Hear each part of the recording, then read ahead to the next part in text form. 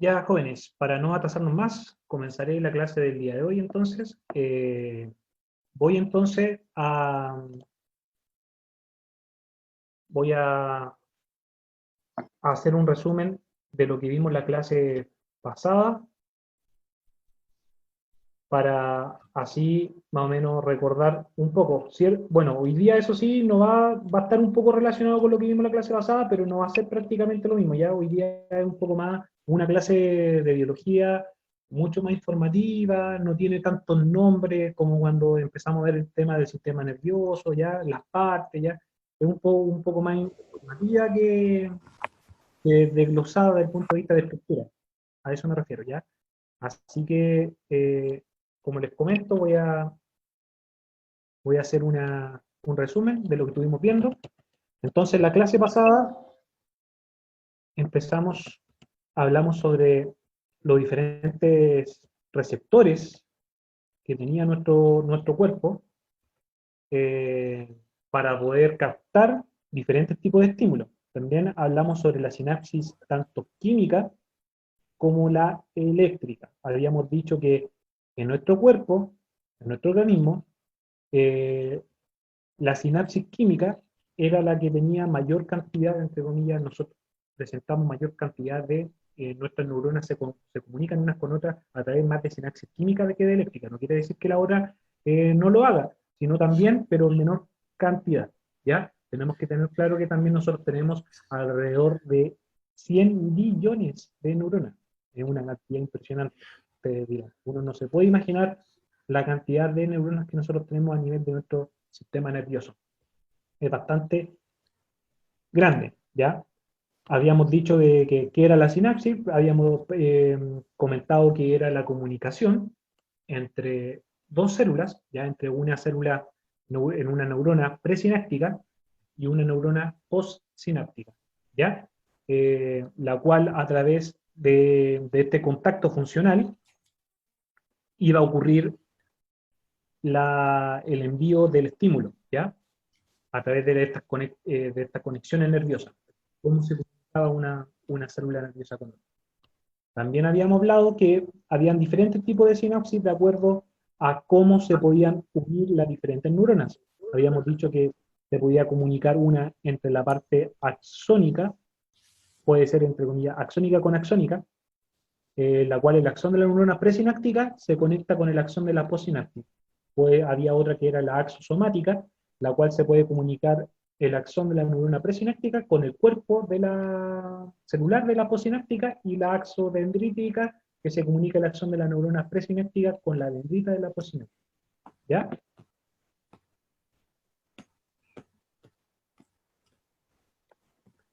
Para avanzar, jóvenes, también hablamos, como le comentaba al principio de la clase, sobre la sinapsis eléctrica, que era una unión de hendidura, es un tipo de unión de hendidura en la cual las estructuras se unen a través de canales iónicos, ¿verdad? Entre la membrana de una célula presináptica con una membrana postsináptica, ¿ya? La cual, a través de estos canales iónicos, se intercambian diferentes iones. De esa manera, el impulso nervioso es transmitido de una neurona presináptica a una postsináptica, ¿ya? No hay un espacio sináptico como se da en la sinapsis química, ¿ya? Esa es una característica bastante fundamental para poder reconocer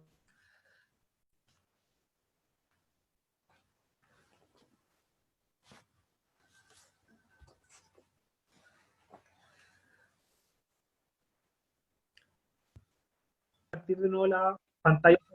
Eh, no sé por qué razón se desconectó, pero como estoy aquí en el liceo, voy a tratar de conectarme por una red alámbrica, no inalámbrica, porque estaba con un router, así que me voy a cambiar de conexión para ver si de esa manera es mucho más estable ya la conexión.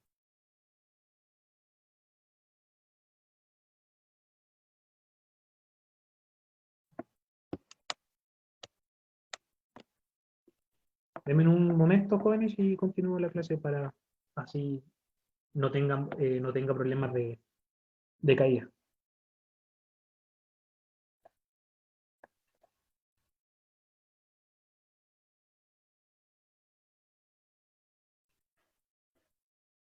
¿Ven por casualidad mi pantalla? ¿Se ve mi pantalla, cierto? Sí, profe, sí se ve. Ya, perfecto. Entonces, para continuar. Entonces le habíamos dicho que la sinapsis eléctrica se caracterizaba de la química, ya que a través de canales iónicos se intercambiaban los diferentes iones, y a través de este fenómeno o de este suceso se podía, entre comillas, continuar el impulso nervioso de una neurona presináptica a una posináptica. Acá podemos ver una imagen típica que se ven en los libros del estudiante, ¿ya? Podemos ver que a través de estos canales, son estas uniones de hendidura, se abren, se conectan de una neurona a otra, por lo cual van a disipar los diferentes iones, ¿ya? En este caso tendría que ser el ion sodio, ya que el ion sodio, al momento de entrar dentro de la parte del axón, desencadena, eh, y hace de que la neurona pase de un estado de reposo a uno de excitación, y así transmitir el impulso nervioso, ¿ya? En cambio, habíamos dicho que la sinapsis química eh, ocurre diferente de acuerdo a la sinapsis eléctrica, ya que aquí el impulso nervioso se lleva a cabo a través de liberación de neurotransmisores, ¿ya? Que va de la terminación presináptica a la posináptica. Ese neurotransmisor, que es una molécula química, va a excitar la membrana de la neurona postsináptica, y así se va a desencadenar el impulso nervioso, ¿ya? A través de estos neurotransmisores, ¿ya?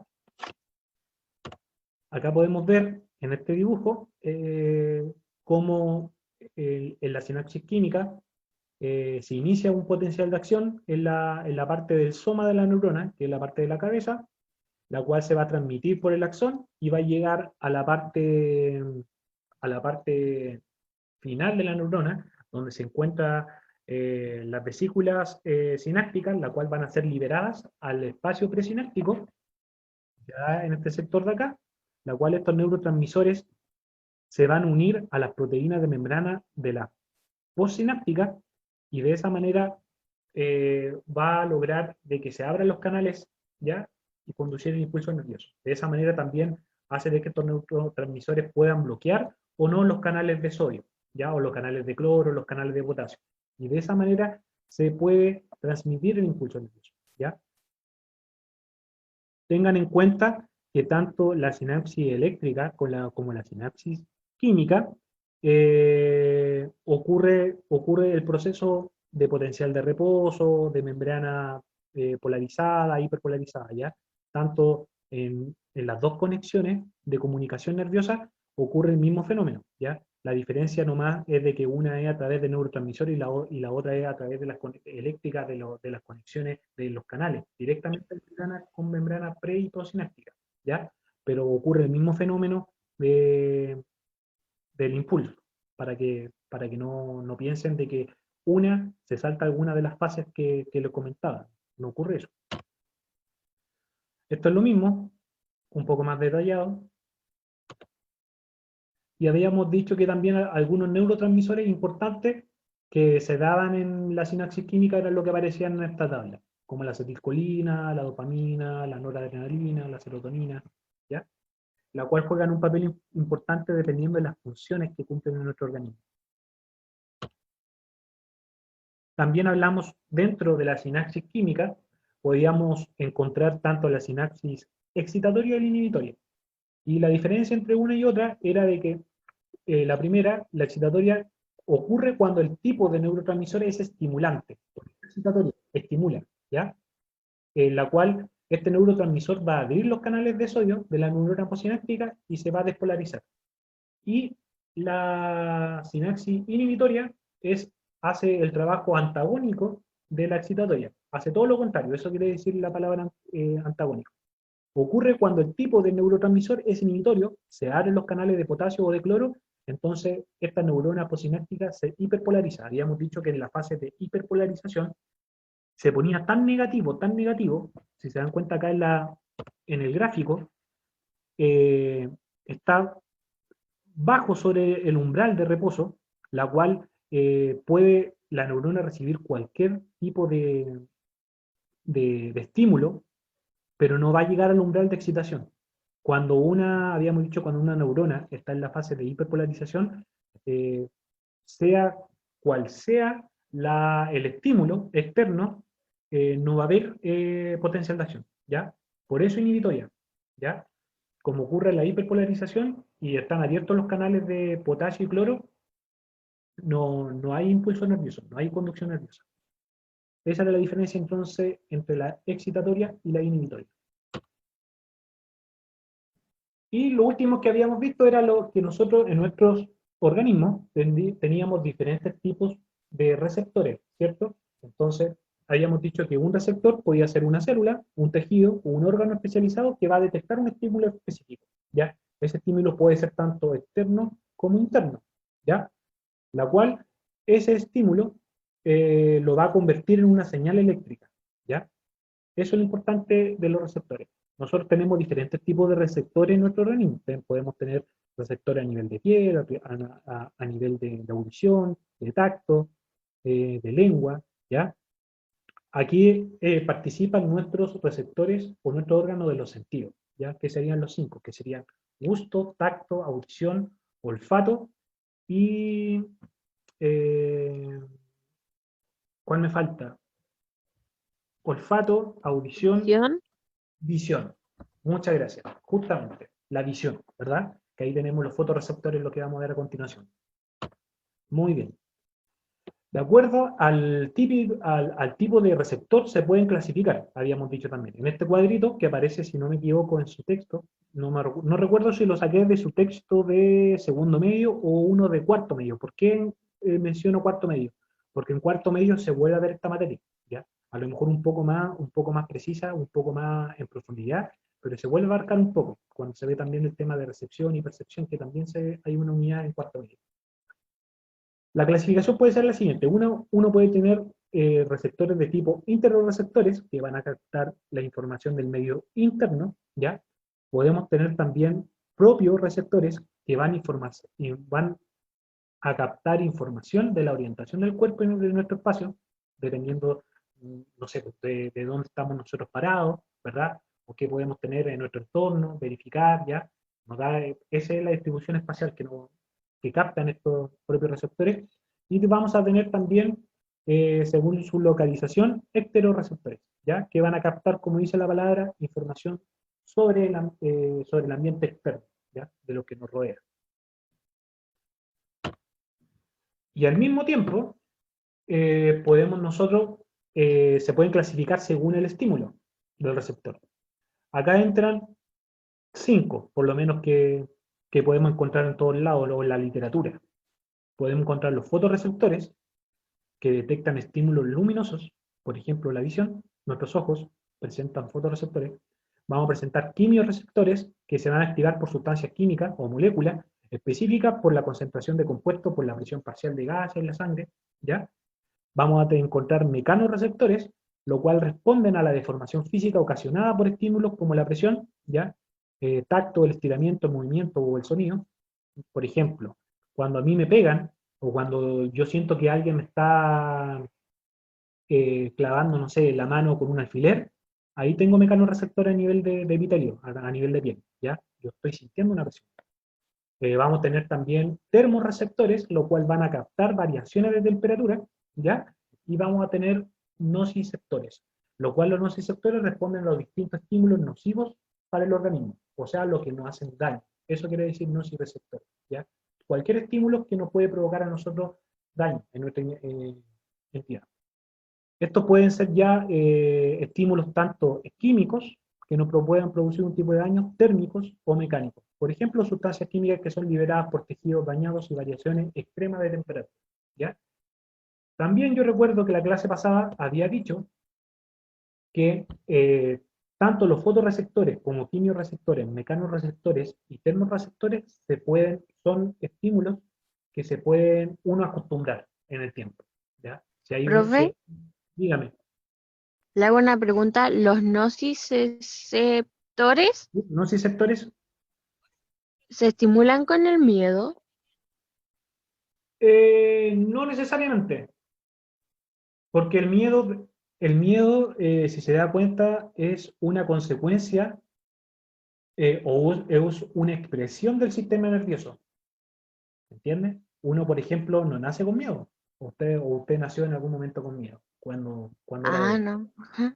El miedo se va, a nosotros, en nuestro sector cerebral, se va a producir a través de un tipo de estrés. Se pueden ocasionar el miedo por un tipo shock traumático o experiencia traumática que usted haya tenido de cualquier tipo, tanto si usted, no sé, se cortó con un tipo de cuchillo y después no puede ver los cuchillos, o por temperatura no sé, estaba en la cocina y se quemó con agua caliente, o un miedo a través de la oscuridad, o todas las fobias que existen que puedan producir en nosotros miedo, eso es, entre comillas, una interpretación de algo, ¿ya?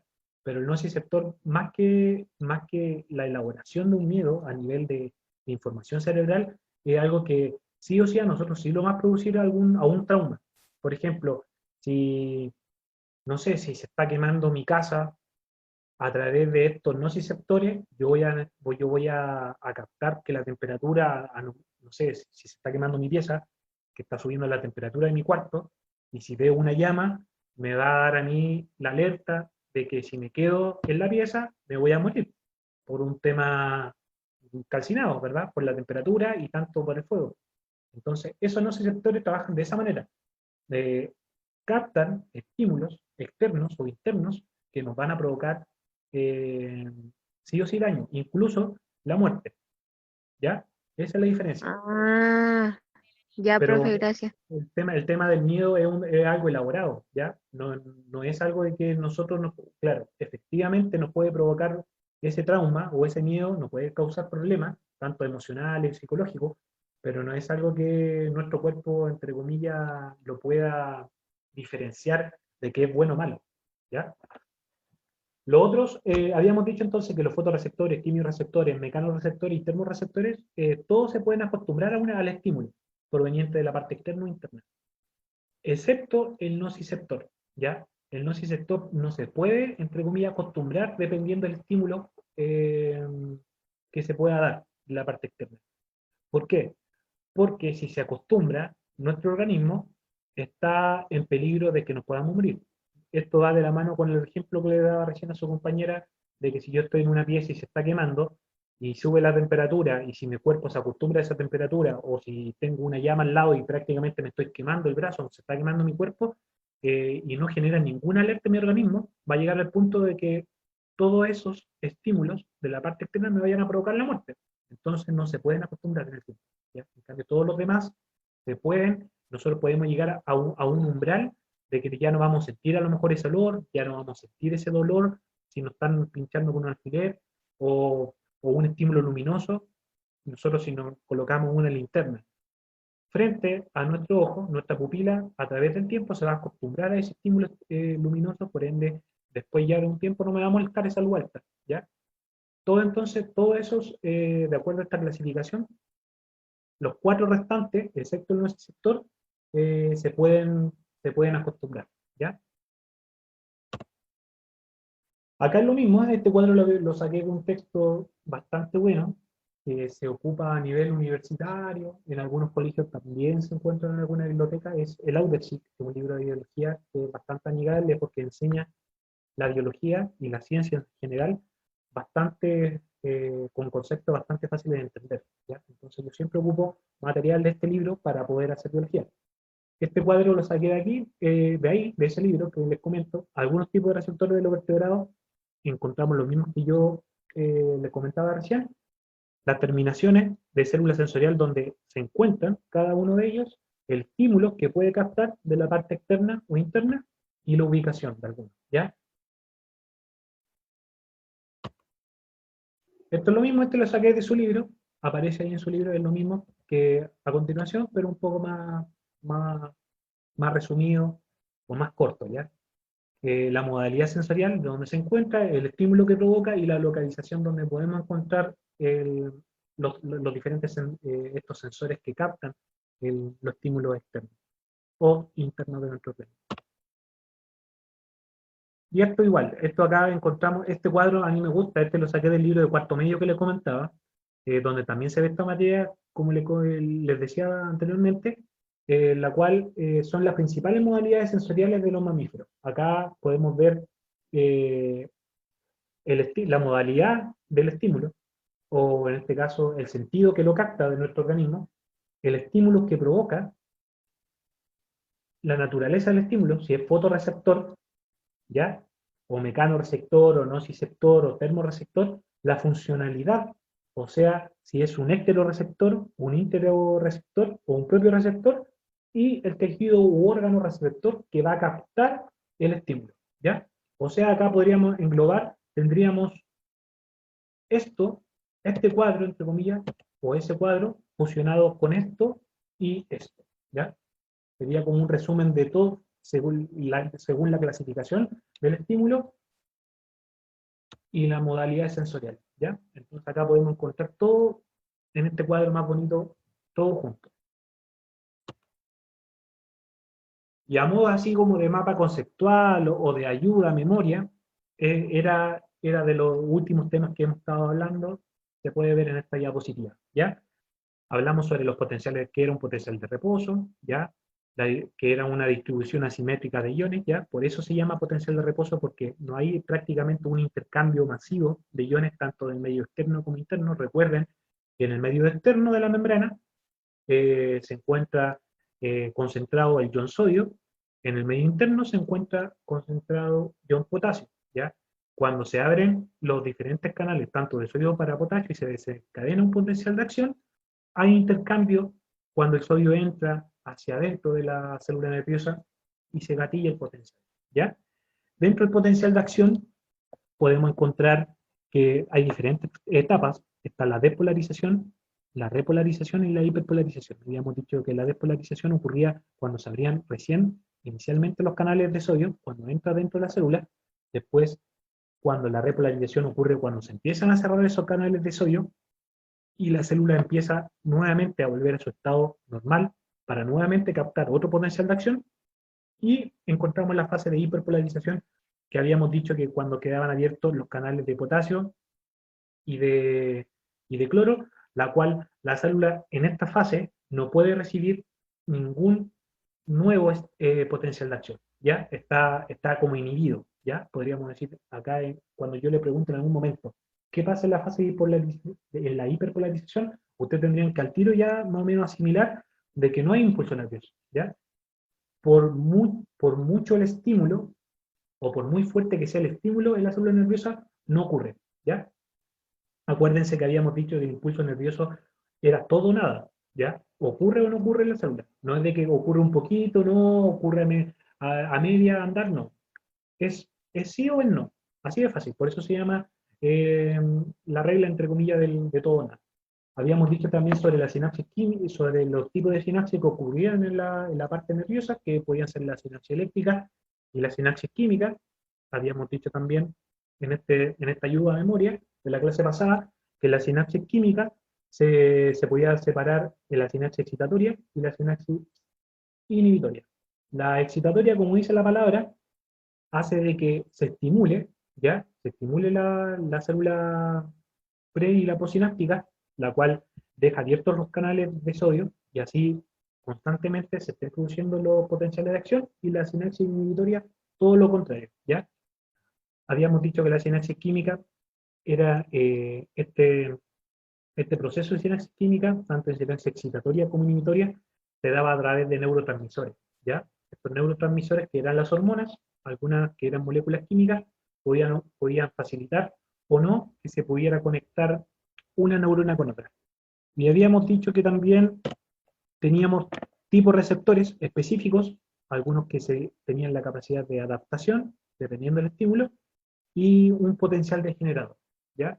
Que iba constantemente a poder mandar información a nuestro sistema nervioso central, y así puedan ocurrir las diferentes respuestas, ¿ya? Entonces ese fue, entre comillas, un resumen bastante, a lo mejor concentrado, pero de acuerdo a lo que tuvimos viendo en la clase pasada. Y el día de hoy, creo que hasta ahí, ¿alguna duda, pregunta? Aprovechen de hacerme la hora antes de pasar este tema, que voy a hablar sobre las drogas. lo cual pueden producir en el sistema nervioso. ¿Hay alguna pregunta, duda, consulta que me quieran hacer? Pueden abrir el micrófono, decirme sí, profesor, no, profesor, o por el chat, si no lo quieren hacer, no tengo ningún problema. ¿No? No, yo no. Ya, perfecto, entonces se entiende, o se va entendiendo. A lo mejor, claro, como les comento, no va a ser de que queden los capos del sistema nervioso de acuerdo a las últimas clases que hemos tenido, pero la idea es que más o menos vayan reconociendo al de la estructura, que cómo ocurre, cómo trabaja la célula nerviosa. Recuerden que lo que hemos estado diciendo durante todo este tiempo, no solamente en mi asignatura, sino en otra asignatura cuando en algún momento volvamos a clases, si así se da, vamos a tener que nuevamente repasar todos estos contenidos. Ya no crean que yo no voy a hablar nunca más de sistema nervioso, no voy a hablar sobre droga, ya vamos a tener que trabajar los contenidos y los diferentes objetivos que nosotros queremos lograr en ustedes a través de con estas materias, ¿ya?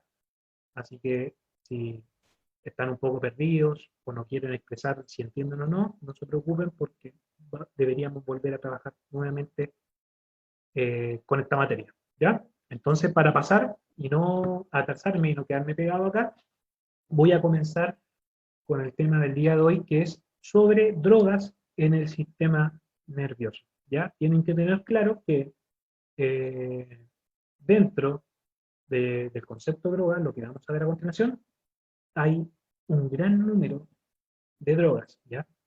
La cual a lo mejor ustedes conocen alguna, o conocen más de alguna, o puede ser de que ustedes mismos hayan probado algunos de los tipos de drogas que les voy a presentar el día de hoy, ¿ya? Entonces, para continuar, ¿qué es droga? ¿Verdad? Porque se escucha mucho en la televisión, en la radio, en los textos escolares, o en las mismas conversaciones que uno puede darse con amistades, con amigos. Oye, la droga, para allá, para acá, ¿cierto? La droga se puede entender como lo siguiente, como dice la definición o el término. Se utiliza para designar a cualquier sustancia que es introducida en el organismo y que sea capaz de producir alteraciones del comportamiento, estado del ánimo y o percepciones. ¿Ya? Eso es para que puedan entender la droga. Entonces, cualquier sustancia exógena que nosotros podemos consumir. ¿Ya? Y la podemos consumir de diferentes maneras. La podemos consumir, la podemos digerir, ya tragarla como si fueran algún fármaco, pastillas. La podemos fumar, inhalar, ¿ya? Entonces hay diferentes tipos de droga, o inyectar también, ¿cierto? Acá, como aparece en el dibujo que aparece en droga, encontramos acá la marihuana, el éxtasis, cocaína, heroína, tabaco, crack, ¿ya? Entre tantas otras más que existen en nuestro planeta, o sea, en nuestro mundo, ¿cierto? Entonces vamos a tener diferentes efectos de la droga en el sistema nervioso. Las drogas van a afectar específicamente las funciones de nuestro sistema nervioso central, ¿ya? Cualquier tipo de droga va a tener una importancia en nuestro cerebro, ¿ya? Entonces, cualquier, cualquiera de estas drogas que yo le hablo, se van a denominar psicoactivas, psicofármacos o psicotrópicas, ¿ya? Pueden recibir cualquier, cualquier nombre que aparece acá, ¿ya? Psicoactivas es lo mismo que puede ser un psicofármaco o psicotrópica. Las drogas psicoactivas, cualquiera sea su forma de consumo, como yo le contaba, que puede ser inhalada, tragada, fumada o inyectada, pasan al torrente sanguíneo, ya, al momento de ser consumida. A través de este medio, la va a transportar, primero, si está en el torrente sanguíneo, es transportada en todo nuestro cuerpo. Luego va a ser transportada hacia nuestro cerebro, ¿verdad? Y al resto de los tejidos del organismo, en donde van a provocar diferentes efectos, ¿ya? Tienen que tener claro que las drogas no solamente tienen un tipo de efectos, por ejemplo, si yo fumo marihuana, no es lo mismo a lo mejor que si yo inhalara cocaína. Ambas presentan diferentes efectos a nivel del sistema nervioso central, ¿ya? Y para ser más específico, a nivel de nuestro cerebro. Entonces, las drogas se pueden clasificar según el efecto que pueda provocar en nuestro sistema nervioso central, ¿ya? La cual pueden ser algunas estimulantes, otras depresoras y otras alucinógenas, ¿ya? La estimulante, ¿qué quiere decir que una droga estimulante? Va a provocar diferentes estados de euforia y exaltación, ¿ya? Las depresoras producen relajación y somnolencia, o sea, sueño, ¿ya? O que yo ando un poco decaído, como cansado, ¿ya?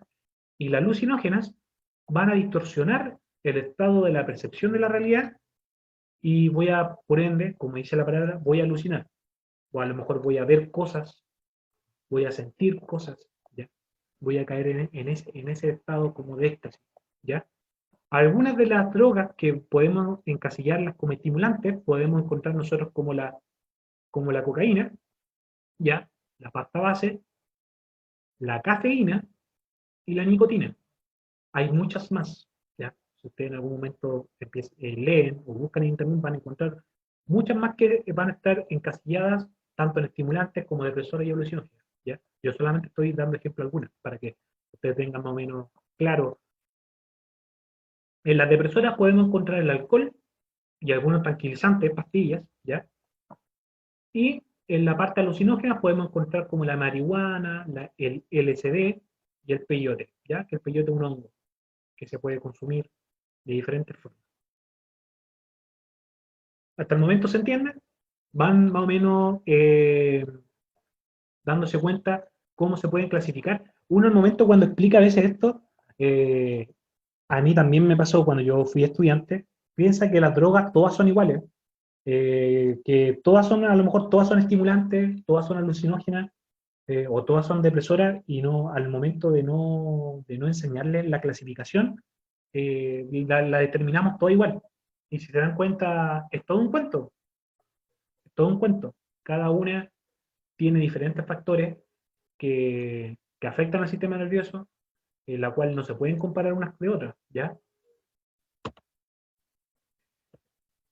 Entonces acá tenemos el siguiente cuadrito, que este sí, este cuadrito sí lo saqué de su texto, la cual acá más o menos resume o define un poco de cómo se pueden clasificar las que yo le presentaba recién. Los estimulantes, como dicen, aceleran e intensifican la actividad del sistema nervioso provocando, entre otros efectos, aumento del estado de alerta, euforia, irritabilidad, disminución del apetito y del sueño. Los estimulantes, como nos mantienen en ese estado de euforia, por eso está prácticamente la disminución tanto del apetito como del sueño. Eh, por ejemplo, habíamos dicho que la estimulante era la cafeína. Si yo tomo mucho café durante el día, en las noches a veces no puedo dormir, porque me va a activar mi sistema nervioso central. Eso es lo que hace la cafeína, activa. O si tomo, por ejemplo, una bebida energética que tiene altos niveles de cafeína y también de otros compuestos, moléculas como la taurina también es una molécula, es un neurotransmisor que me va a activar mi sistema nervioso. Por eso, supuestamente esas bebidas se llaman energéticas, ¿ya? Al tener alta tasa tanto de azúcares como de taurina y de cafeína, hace que mi sistema nervioso se mantenga muy activo. Entonces eso se transmite como en energía, ¿ya? En cambio, las depresoras disminuyen o retardan la actividad del sistema nervioso central, produciendo alteración de la concentración, relajación, somnolencia, disminución de los reflejos, entre otros efectos. Por eso, cuando, cuando las personas consumen alcohol y se curan, estamos hablando a un nivel ya que presenten gran concentración de alcohol en el organismo, a nivel de sangre, eh, le da sueño, ya, se relajan o no pueden tener control de sus reflejos. O sea, hablar bien, caminar bien, moverse, ¿ya? Eso es, entonces, algunos tipos de drogas, en este caso que el alcohol también es considerado como una droga, de las causantes que tiene. Y algunas alucinógenas actúan sobre el sistema nervioso causando alteraciones de la percepción, ¿ya? Alucinaciones, modificación de la noción del tiempo y del espacio, entre otros efectos. Por eso, por ejemplo, también cuando uno consume marihuana, presenta tipos de alucinaciones, o a veces personas que, típico cuando dicen, oye, te quedaste pegado, ¿ya? Produce ese tema alucinógeno, de que a lo mejor uno no sabe dónde está, ¿cierto? Eh, yo no sé si alguno de ustedes ha consumido en algún momento algún tipo de droga, ¿ya? Tenemos que tener claro que van a haber tanto drogas lícitas como ilícitas, la que vamos a ver a continuación, ¿ya? Hay algunas drogas que están prohibidas y otras drogas que están prohibidas, que por ejemplo el cigarrillo, el alcohol, se pueden comercializar sin ningún tipo más de restricción, solo a mayores de edad, ¿cierto? Pero aún así en algunos lugares venden alcohol a personas menores de edad, ¿ya? Acá también Profe, tenemos, ¿sabe qué? cuénteme. Que yo leí en no me acuerdo dónde lo leí, pero decía que el azúcar producía un efecto muy similar al de la cocaína en el cerebro. ¿Usted sabe si eso es verdad? Exactamente. El azúcar no es considerado, eso sí, una droga, pero ese tipo de adicción, como a cosas dulces o a otras cosas, por ejemplo, hay personas que tienen diferentes tipos de trastornos o adicciones. Voy a explicar más adelante el término de adicción, qué quiere decir el término de adicción. Pero como estamos hablando de droga, yo lo estoy atribuyendo netamente a una sustancia química o una sustancia exógena que uno consume. Pero el azúcar o las personas que tienen problemas alimenticios también, que es un tipo de adicción también, eh, puede producir ese tema a nivel cerebral, ese tema de adicción o de placer al momento de consumir algo, ¿ya? Igual aumenta su sistema nervioso y liberan estos neurotransmisores de la felicidad, ¿ya? Entonces, el azúcar, como dice usted, puede producir ese tipo también de sensación a nivel del sistema nervioso, de placer y de mantener a nosotros también de cierta forma eufóricos, ¿ya? Ya, Dentro de gracias. los efectos y riesgos de algunas drogas en el organismo, vamos a encontrar la siguiente. Dentro del estimulante habíamos dicho que la cocaína y el éxtasis eran drogas que se encasillaban dentro de esta clasificación de droga estimulante, la cual, por ejemplo, la característica que tiene la cocaína se obtiene de la planta de la coca, ¿ya? También se consume como pasta base y crack, ¿ya? La pasta base es un derivado de la cocaína, eso sí, del punto de vista de pureza, es mucho de menor calidad, mucho más impura, ¿ya? Por eso también el costo de la cocaína cuesta mucho más cara que a lo mejor comprar un papelillo de pasta base, ¿ya? Los efectos que presenta la cocaína, para dar algunos, la euforia, gran excitación, sensación de ser muy capaz, disminuye el hambre, el sueño y la fatiga. Por eso las personas que consumen este tipo de drogas duras, como la cocaína, se sienten prácticamente inmortales, ¿ya? Han habido registros de gente que, no sé, ha saltado de edificios, han sido atropellados y sus niveles de euforia están tan elevados que en el momento no sienten dolor, no sienten nada. Lo podría perfectamente atropellar un auto y a lo mejor seguir caminando, independiente si tiene una pierna rota o un brazo roto, no sienten dolor nada. Además que este tipo de drogas que son estimulantes, la cocaína tiene un efecto bastante corto en el tiempo, ¿ya? No como hay algunas drogas que duran mucho, estamos hablando minutos, incluso horas, en la cocaína tienen efectos que son como bastante de un par de minutos nomás, ¿ya?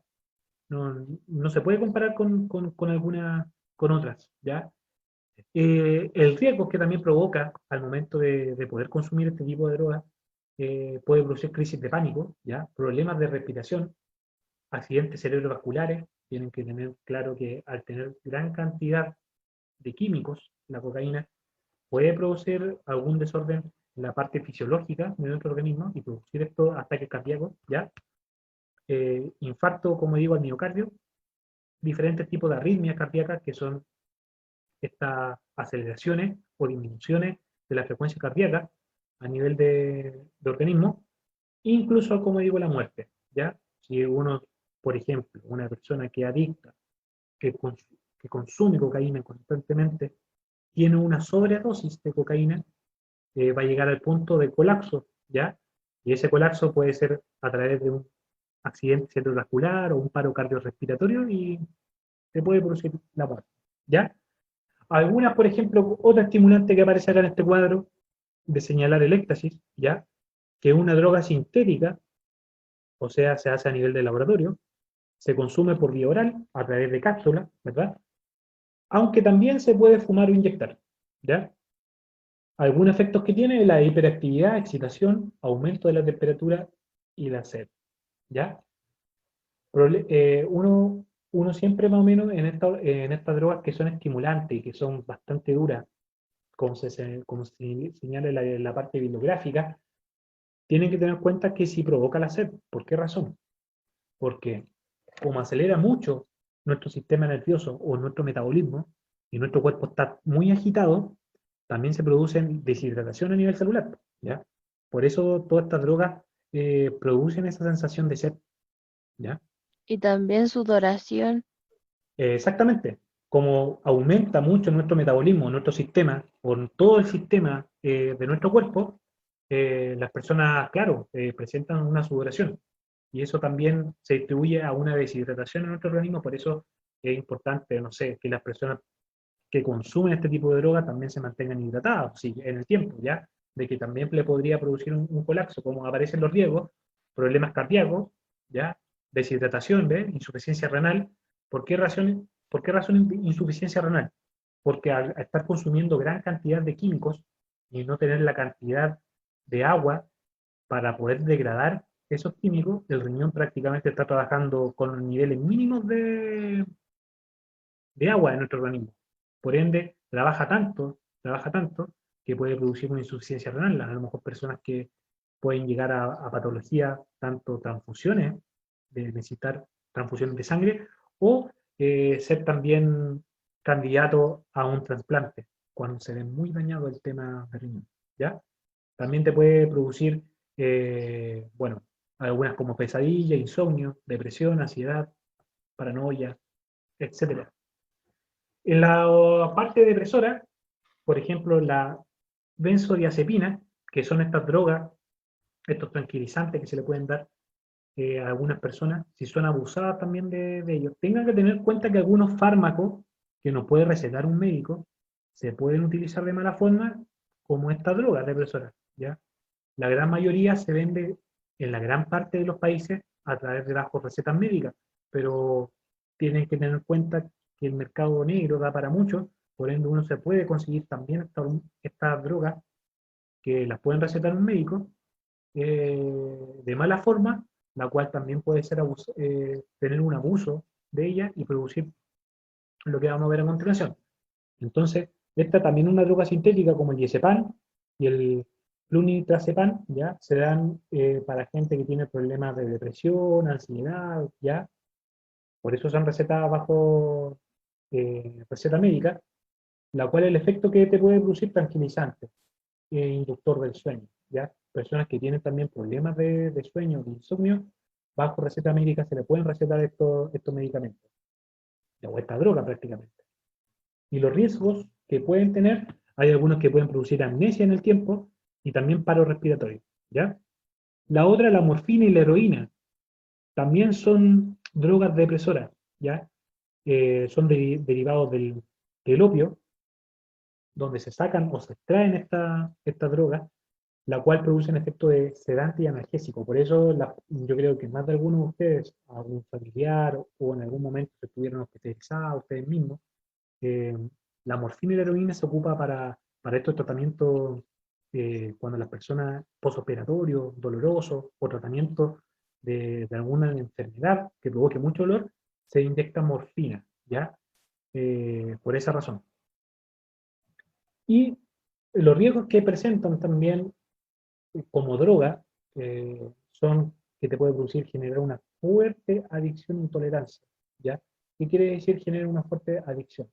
De que yo me convierto en una persona adicta, que necesito prácticamente de la droga para poder realizar mis actividades a diario, ¿ya? Y la tolerancia, ¿qué quiere decir tolerancia? Que cada vez pues lo voy a explicar más adelante, pero para más o menos mencionar, ya que aparece acá en la diapositiva, la tolerancia que cada vez yo necesito dosis más fuertes para poder lograr la sensación de tranquilidad o de drogado que me produce la droga, ¿ya? Eso es la tolerancia. Cada vez necesito mayor cantidad de sustancias para llegar a los niveles de excitación, ¿ya? Y tenemos alucinógenos como la marihuana. Esta es una planta, ¿ya?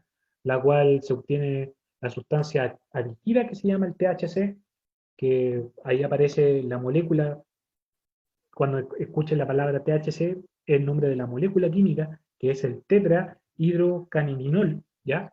La cual también se puede extraer de la marihuana el aceite canábico, la cual se puede dar en algunos tratamientos de epilepsia o de cualquier otra enfermedad también al sistema, que también actúe a nivel del sistema nervioso central, ¿ya? De, de poder calmar, ¿ya? En nuestro país también se está utilizando ya hace un par de años este aceite o extracto de marihuana para poder tratar alguna enfermedad, ¿ya? Lo recetan, si uno va al médico. Creo que en Santiago y no sé en qué parte más del sur de nuestro país tenemos como laboratorio o tenemos invernaderos donde se produce marihuana, la cual conviene terapéutico y de salud para poder fabricar estas diferentes sustancias de aceite ya que se dan. Los efectos que tiene la marihuana, bueno, presenta varios efectos la marihuana. Algunos que pueden ser de relajación, pero la gran mayoría es de euforia, sedación, alteración de la percepción ya, sensorial y temporal, y los riesgos que puede producir también si una persona es adicta, eh, puede producir crisis de pánico, ansiedad, afecciones pulmonares, ya que como es consumida a través de cigarrillo, eh, uno también está uno se está introduciendo a nivel de organismo diferentes sustancias ya, además de monóxido de carbono y otras sustancias que presenta la marihuana, también toxinas en nuestros pulmones, ¿ya? Y eso puede producir con el tiempo también alguna afección pulmonar. Hasta ahí bien, se va entendiendo los diferentes tipos de drogas que existen, el estimulante, depresor, alucinógenos, cómo se dividen, cuáles son los efectos y algunos riesgos para la salud. ¿Se entiende? ¿No se entiende? Sí, profe.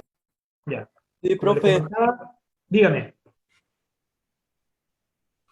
cuéntemelo, ¿sí o no? ¿Qué me dijo? ¿Estaba confirmando algo, no? Ya, continúo entonces. Entonces,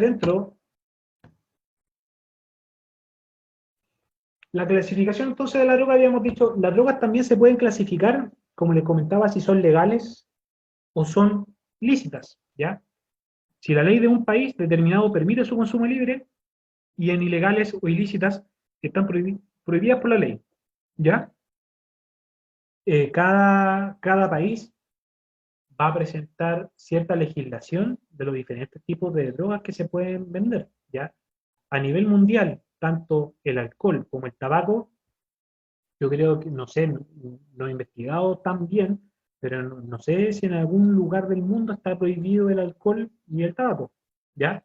Eso no tengo idea, pero yo sé que es como la droga lícita mayor, o sea, lícita que está permitida en la mayor parte de nuestro planeta, ¿ya? En la cual solamente tiene restricción, como decía hace un momento, que personas mayores de edad puedan comprarla, ¿ya? Entonces, tanto lo diferente alcohol que se vende, tabaco, es legal en la gran parte del mundo, ¿ya? En Chile está legalizado el consumo tanto de tabaco, como comentaba, de alcohol y cafeína. No obstante, el abuso de estas drogas, que son lícitas, pueden ocasionar graves problemas en la salud. Tiene que tener claro también que todo en exceso es dañino, ¿ya? Tanto si sea droga legal o ilícita, ¿ya? Tienen que tener sumamente claro eso. Si yo consumo grandes niveles de cafeína, por ejemplo, yo soy muy adicto al café, muy adicto al café. Yo en el día me tomaré 4 o 5 tazas de café. Y no estoy hablando tacitas de café, estoy hablando tazas de café. Y eso también, si no lo controlan en tiempo, me puede producir problemas. Yo, por ejemplo, sufro de vez en cuando por periodos de insomnio.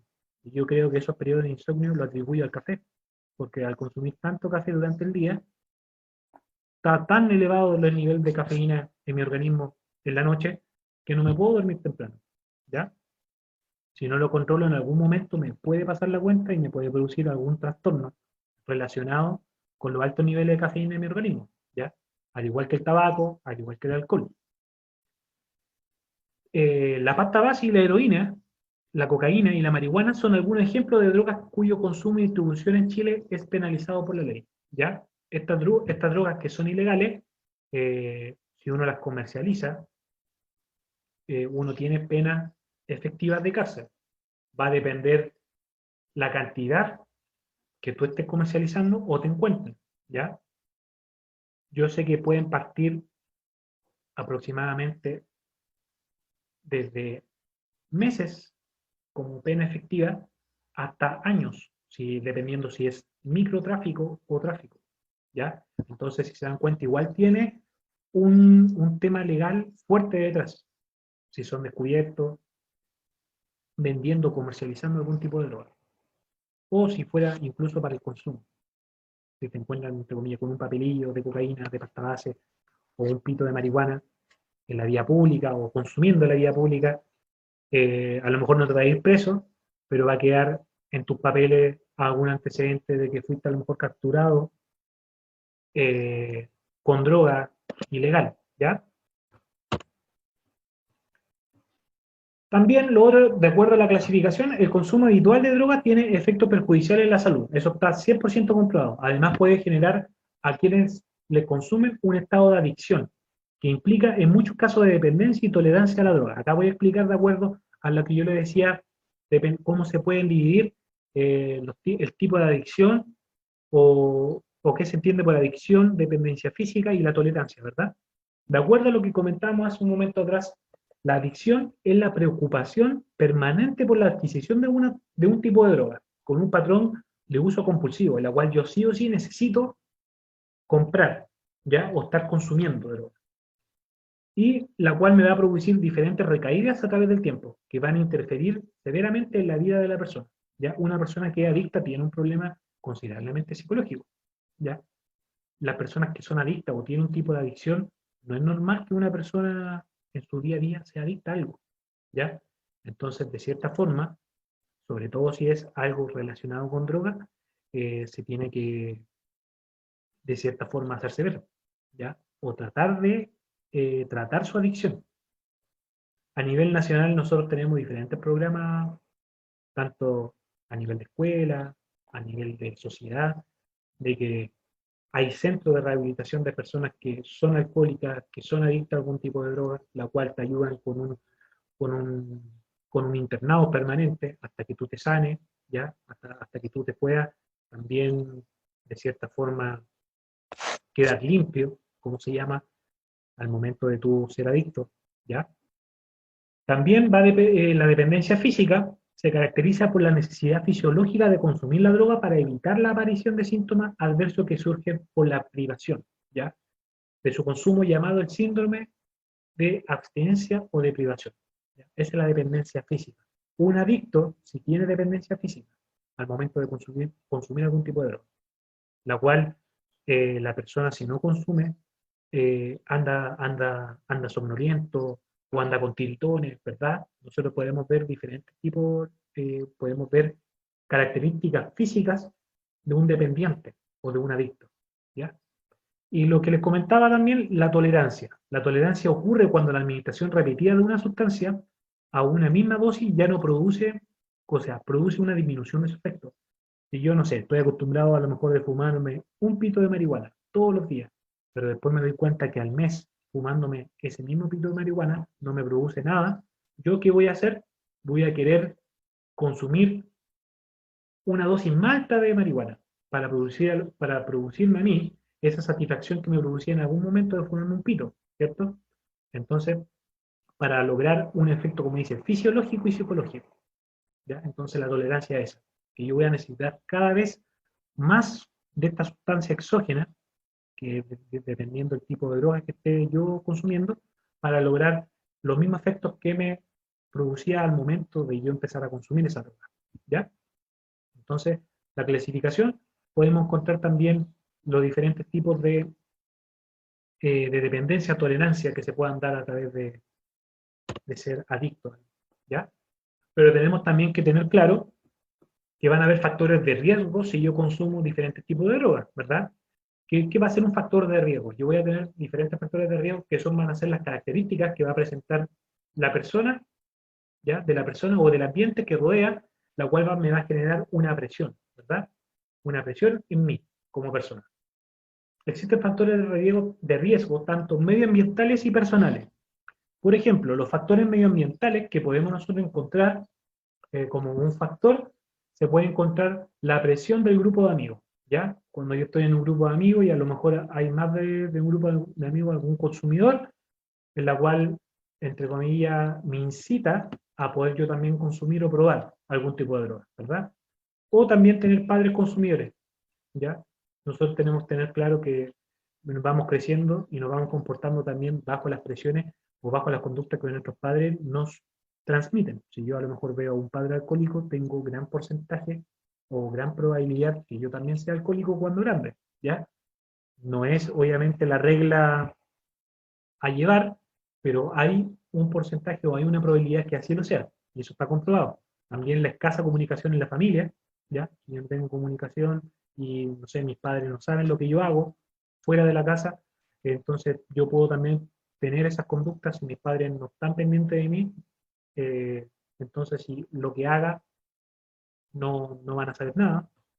El fácil acceso también de la obtención de la droga, también dependiendo de yo cómo puedo tener acceso a ella, que la vende, puedo tener a lo mejor un conocido que la vende, conocer un pariente, alguien.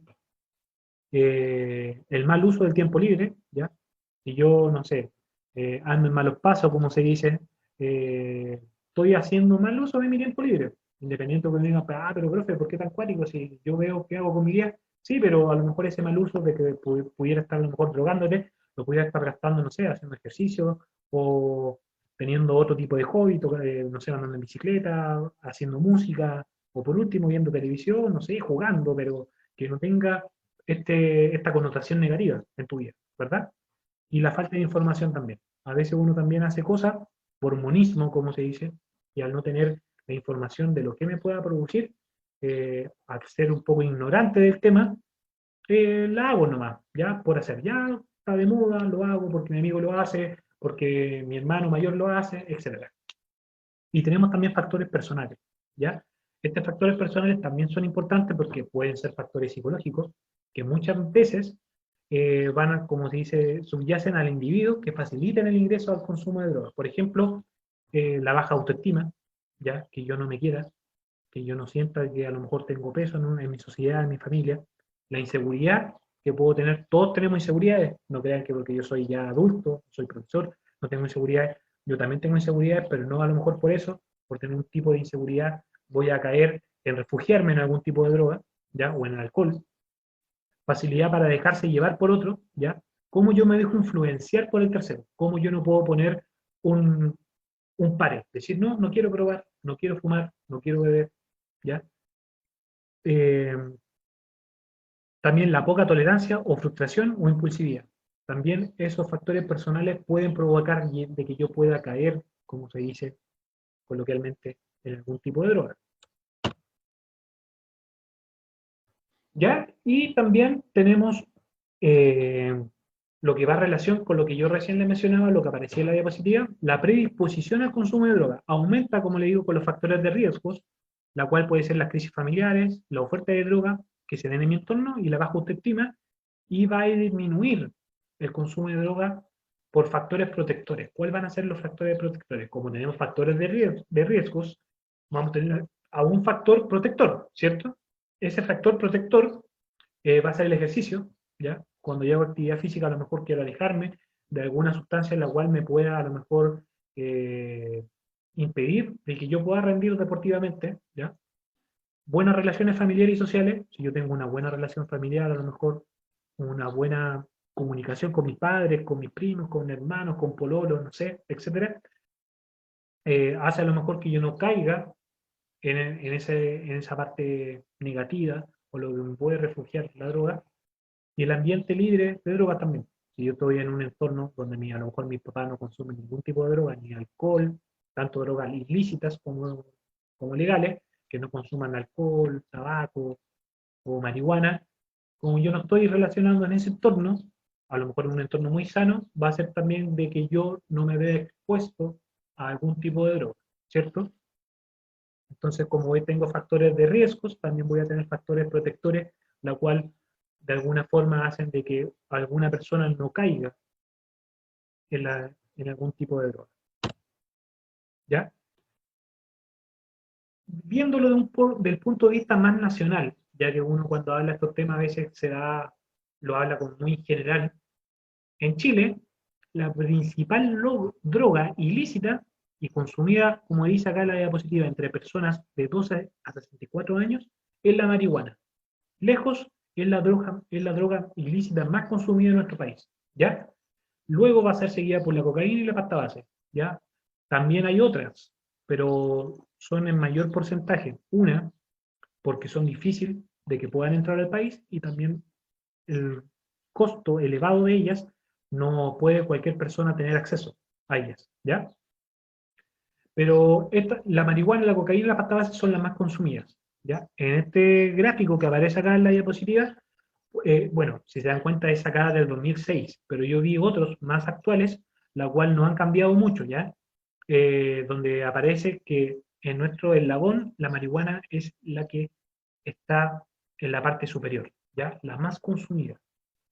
Interesante, ¿eh? Interesante eso, ya que si se dan cuenta, desde 12 años a 64 años hay una gran brecha, entonces tenemos que ver todas las edades que están en ese intervalo de 12 a 64, tenemos un montón. Si no pudiéramos, si no, si no pudiéramos empezar a clasificar o hacer, ojo que lo hace el SENDA, que es la entidad nacional que se preocupa de, de todo el tema de drogadicción, alcoholismo en Chile, hace estos estudios esporádicamente, ¿ya? Más adelante yo muestro una tabla en la cual está clasificada por año y por la parte etaria, entre hombre, mujer, edad, ¿ya? Podemos ver algún intervalo. Pero si dan cuenta, tenemos una alta tasa de consumo de marihuana. Y acá es lo que le comentaba. Si se dan cuenta, Chile es a nivel mundial el tercer país que consume más marihuana. El tercero, estamos en los top 3. Es una cifra bastante alta, ¿eh? Y no sé si es de preocuparse o algunos se lo tomarán como humor esto, así como, estamos en el top 3. Si se dan cuenta, es bastante, bastante para ser un país que no tiene tantas personas. Nosotros aproximadamente, pucha, como sabrán, el censo que se ha hecho en los últimos años es bastante poco serio. No puedo decir una cifra, pero nosotros estamos entre más o menos entre los 17.000 hasta los 19.000 millones de personas que conforman Chile. Para tener tan baja cantidad de personas, para estar en el número 3 a comparación de Israel y Estados Unidos, que solamente Estados Unidos en un estado tiene 17 millones de personas, para que vean ese nivel, estamos lidiando prácticamente un gran porcentaje de nuestra sociedad es consumidora. Si se dan cuenta en esa tablita que aparece ahí, que es un estudio del SENDA, como le comentaba, podemos ver del año 94 al 2006 lo diferente tanto la parte etaria de hombre y mujer consumidores, que tenemos también los tramos de edad, ¿ya? Tenemos hombres, mujeres, tenemos en la tablita en la parte superior, tenemos de 2 a 18 años, 19 a 25, 26 a 34, 35 a 44 y 45 a 64. Que se dan cuenta, del 94 al 2006 ha aumentado mucho la cifra de consumidores, en todas las edades, ¿ya? En las mujeres también, y en los hombres también. Tenemos más hombres consumidores de marihuana que mujeres consumidoras de marihuana, lo que por lo menos nos demuestran las cifras y los análisis que se han hecho, ¿ya? Entonces, es igual preocupante. Nosotros somos, a nivel latinoamericano, el país que consume más marihuana, y a nivel mundial el tercero, ¿ya? Que es la misma tablita, los principales consumidores de marihuana de porcentajes adultos que se consumen en el último año. Esos son prácticamente los países que presentan mayor consumo de marihuana. Israel, Estados Unidos, Chile, después nos sigue Canadá, Nigeria, Nueva Zelanda, Francia, ¿verdad? Bermudas, Australia, España, Zambia, Chequia, Uruguay, Italia y Madagascar. Imagínense que Uruguay, bueno, Uruguay tiene una población bastante pequeña, pero aún así cuando en Uruguay la marihuana es legal, está en el número 13. Nosotros estamos en el 3, con un 15,1% de consumo a nivel mundial. Es bastante alta el- la gente que lo consume, ¿ya? Pero pasando, bueno, hasta ahí queda claro, ¿cierto? No me queda mucho, me queda un par de diapositivas. ¿Se entiende? ¿No se entiende lo que les he presentado? ¿Alguna consulta, duda que presentan jóvenes, alumnos, alumnas que me quieran hacer hasta ahí? Para hacer un break. No, profe, ha estado clarito, clarito. Ya, qué bueno.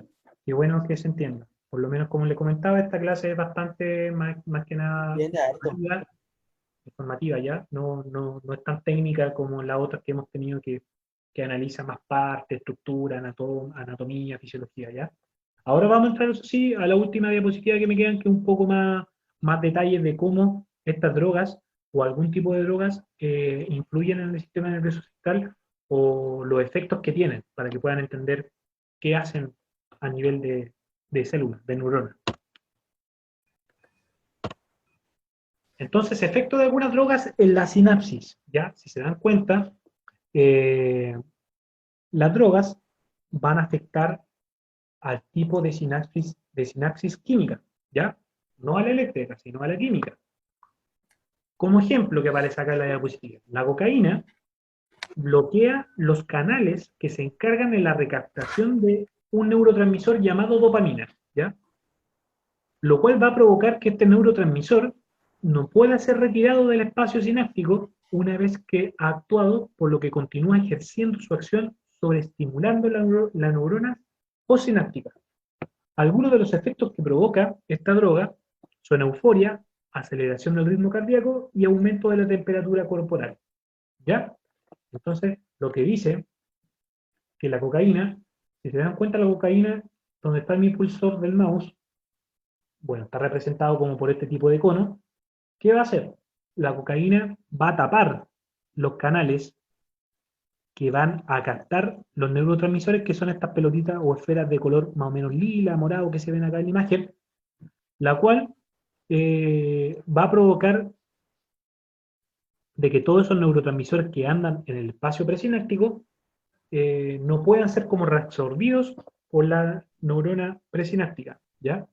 Entonces, como voy a tener gran cantidad de neurotransmisor dando vuelta en ese espacio eh, sináptico, van a ser captados por la neurona postsináptica constantemente, ¿ya?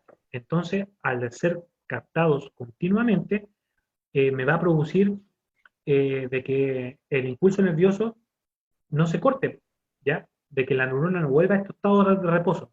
Entonces, ese es el efecto de excitación y de euforia que me provoca a nivel del sistema nervioso central. De esa manera actúan la gran mayoría de las drogas, ¿ya?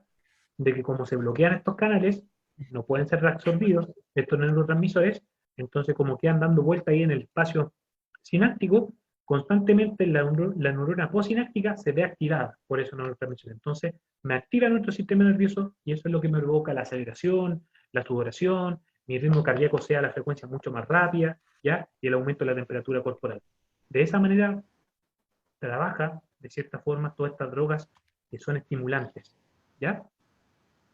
Pero también vamos a tener algunas drogas que me dan, entre comillas, en vez de acelerar mi sistema nervioso, me lo va un poco a inhibir o me va a hacer de que yo tenga sensaciones diferentes. Por ejemplo, el alcohol. El alcohol funciona muy diferente a lo que me produce la cocaína, lo que les comentaba anteriormente. El alcohol actúa de diferentes formas. Una de ellas es activando los receptores de un neurotransmisor llamado ácido gamma aminobutírico, ¿ya? Conocido por la sigla GABA, ¿ya? Entonces, cuando ustedes vean en su libro, o cuando vean en internet, en algún momento, GABA significa gamma aminobutírico, butírico, ¿ya? Que eso es un neurotransmisor. Este neurotransmisor, al unirse con sus receptores, abre los canales de ion cloruro en la neurona postsináptica. Con ello, este ion ingresa a la célula nerviosa ocasionando que su potencial de membrana sea aún más negativo, o sea, ocurre una hiperpolarización, ¿ya? Provoca que las neuronas postsinápticas se tornen menos sensibles al estímulo, por ende, algunos de los efectos más comunes de estas sustancias son la disminución de la coordinación, ya motora, sedación y reducción de los reflejos. Por eso cuando uno está, entre comillas, las personas consumen gran cantidad de alcohol, presentan esos síntomas, bueno, cuando prácticamente la palabra coloquial es curado, ¿verdad? Cuando una persona está curado, se empieza a tornar estos movimientos torpes, ¿ya? Que no pueden, por ejemplo, caminan mal, no pueden mantenerse erguidos.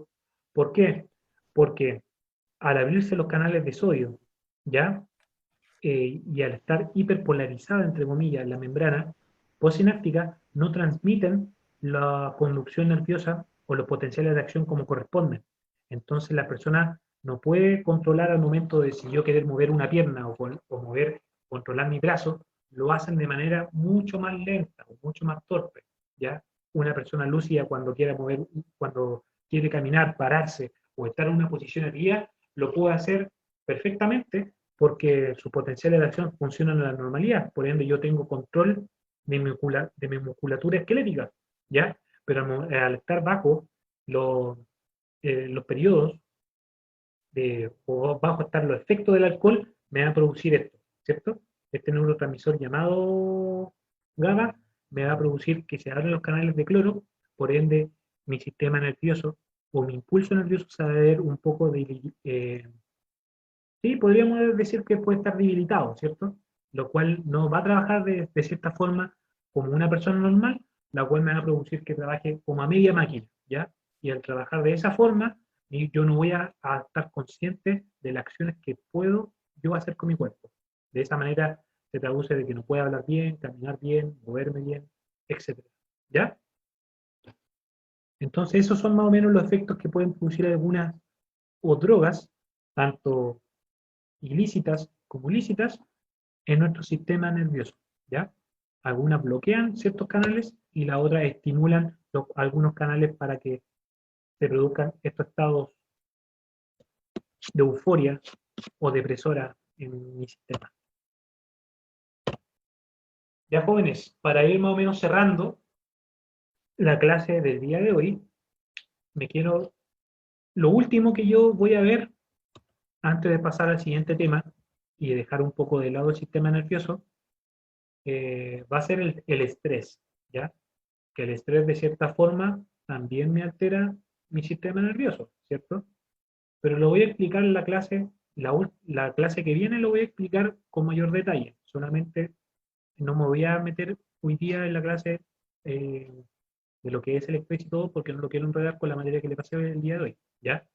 Pero explicarles que la próxima semana veré lo que es el estrés y voy a comenzar a ver lo que es el sistema endocrino.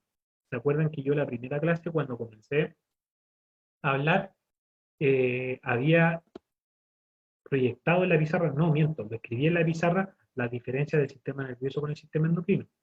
Ya como hemos visto gran parte de lo que es el sistema nervioso, la próxima semana voy a empezar a trabajar con lo que es el sistema endocrino, ¿ya? ¿Cómo, por qué se caracteriza el sistema endocrino? ¿Cuáles son las partes que componen el sistema endocrino? ¿Cuáles son las moléculas, en este caso las hormonas, que secreta el sistema endocrino, etcétera? ¿Ya? Pero para terminar con esta diapositiva, que es el estrés y cómo prevenirlo, tenemos que tener claro que en 1936 este endocrinólogo Hans Selye definió el estrés como la respuesta de un organismo ante diversos estímulos o agentes estresores que puedan atentar con el equilibrio del medio interno u homeostasis, ¿ya? Por eso cuando uno dice yo estoy estresado, de cierta forma tiene alguna consecuencia que un organismo se estrese, ¿ya? Ahí se pueden clasificar en estresores exógenos y estresores endógenos, ¿ya? Entonces, ¿qué se entiende como un estresor exógeno? puede corresponder a un estímulo de origen ambiental como desastres naturales, situaciones traumatizantes, temperatura ambiental externa, la contaminación del aire o el tráfico vehicular, condiciones de trabajo inadecuadas. ¿Ya? Esos son estresores exógenos, cosas externas que pueden provocar a mí un estado de estrés. Y voy a encontrar también estresores endógenos, como la palabra dice endógenos, dentro. Son estímulos que originan en el interior de cada persona, como el miedo, la frustración, sentimientos prolongados de ira o de culpabilidad, así como también hemorragias, infecciones, sueño insuficiente, etcétera. ¿Ya? Entonces, si se dan cuenta, vamos nosotros a tener diferentes, vamos a tener esta clasificación de estresores exógenos y estresor endógeno, lo cual a nosotros como organismo nos va a inducir en algunos efectos que nos pueden traer problemas para la salud también, ¿ya? Tanto problemas psicológicos como también problemas físicos.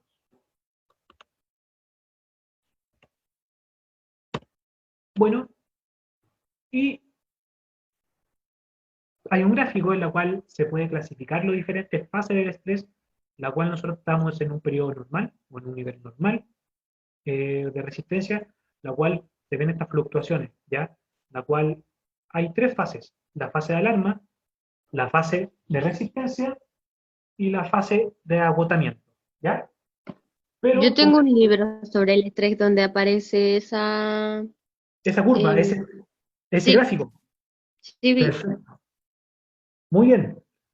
Pero le comentaba de que no me voy a enfocar acá, la próxima clase voy a partir explicando desde acá, así que era más que nada para decir lo último que voy a ver, entre comillas, de esta unidad que estamos viendo, que es el estrés, cómo afecta también nuestro sistema nervioso, ¿ya?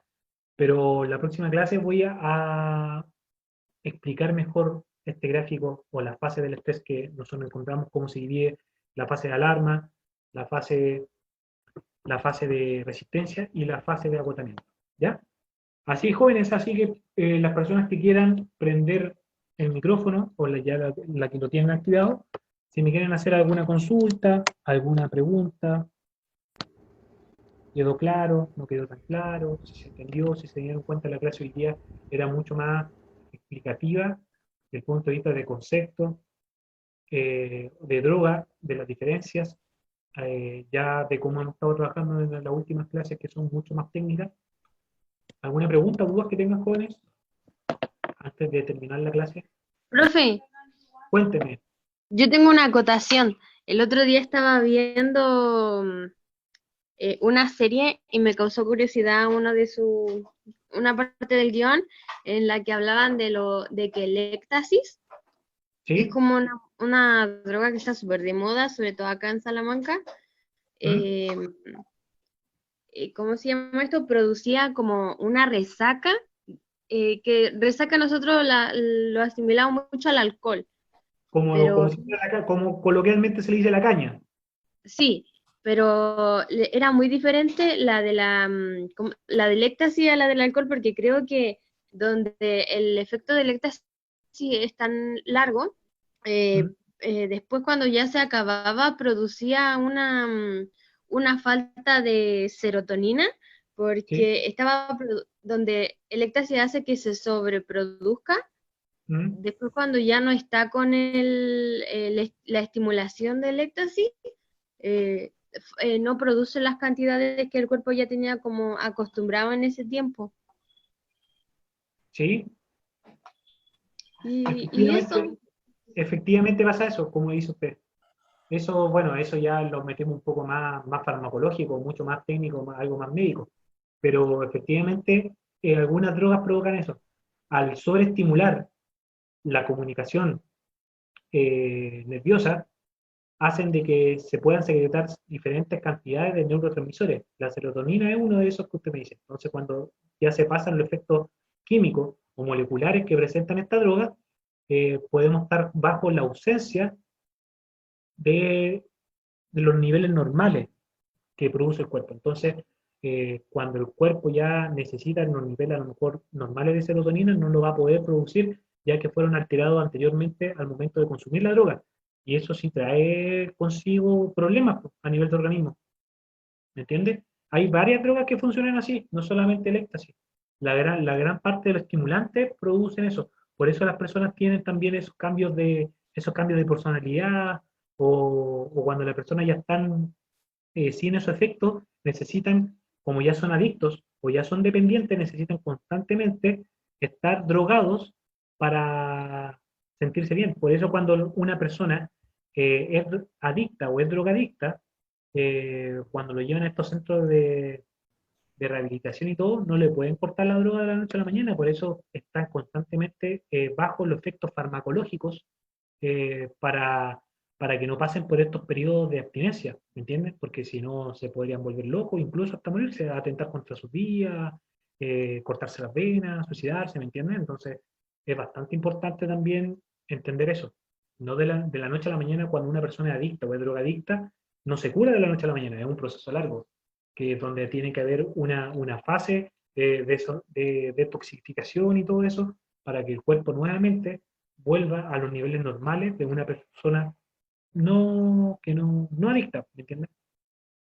Pero es bastante interesante este tema, sobre todo lo que es la droga.